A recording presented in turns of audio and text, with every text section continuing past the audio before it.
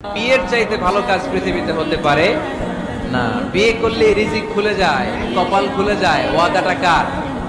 চিল্লায় বলেন কার? কাজী নজরুল ইসলাম অল্প বয়সে বিয়ে করেছেন।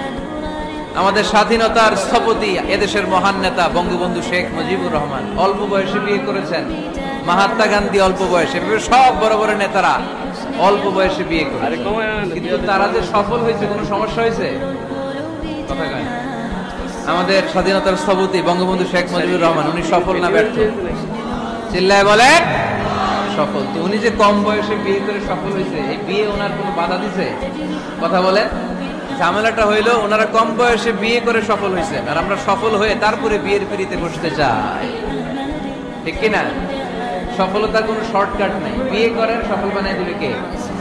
এজন্য বিয়ে করতে রাজি আছেন তো সবাই? সবাই রাজি?